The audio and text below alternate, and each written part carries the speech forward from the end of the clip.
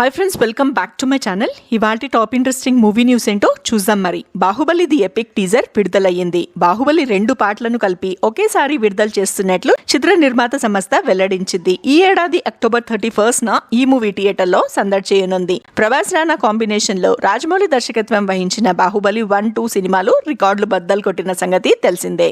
Mass మహారాజా రవితేజ హీరోగా Bhanu Bhogavarapu తెరకెక్కిస్తున్న mass జాతర cinema విడుదల వాయిదా పడిన సంగతి తెలిసిందే. ఇండస్ట్రీలో సమ్మెతో పాటు మూవీ ప్రొడక్షన్ లో జాప్యం వల్ల సినిమా రేపు రిలీజ్ చేయలేకపోతున్నామని నిర్మాత సంస్థ సితారా ఎంటర్టైన్మెంట్స్ ప్రకటించింది. అతిపెద్ద మాస్ విందును అందించేందుకు తమ బృందం అవిశ్రాంతిగా శ్రమిస్తుందని, త్వరలో కొత్త విడుదల తేదీని వెల్లడిస్తామని తెలిపింది. కార్తిక్ ఘట్టమనేని దర్శకత్వంలో తేజ సజ్జా హీరోగా నటిస్తున్న మిరై విడుదల తేదీ ఖరారయ్యింది. ఈ సినిమాను సెప్టెంబర్ 12 న రిలీజ్ చేస్తున్నట్లు మేకర్స్ ప్రకటించారు. అలాగే ఈ నెల 28 న సరికొత్త టీజర్ తో అభిమానులను అలరిస్తామని స్పెషల్ పోస్టర్ ద్వారా వెల్లడించారు. రితికా నాయక్ హీరోయిన్ గా నటిస్తున్న ఈ ఫ్యాంటసీ డ్రామా 7 భాషల్లో విడుదల కానుంది. పాన్ ఇండియా స్టార్ ప్రభాస్ నటించిన కల్కి సినిమాలోని కర్ణ సీన్ కు హైప్ ఇస్తూ నెట్ఫ్లిక్స్ ఇండియా చేసిన ట్వీట్ వైరల్ అవుతుంది. మీరింకా 2 నిమిషాలు 15 సెకండ్లు మాత్రమే జీవిస్తారు అని డాక్టర్ చెప్తే సూర్యపుత్ర కర్ణగా ప్రభాస్ ఎంట్రీ వీడియోని చూస్తామని నెట్ఫ్లిక్స్ ట్వీట్ చేసింది. ఈ సీన్ లో కర్ణుడిగా ప్రభాస్ లుక్ ఆకట్టుకుంటుందని ఫ్యాన్స్ కమెంట్స్ చేస్తున్నారు.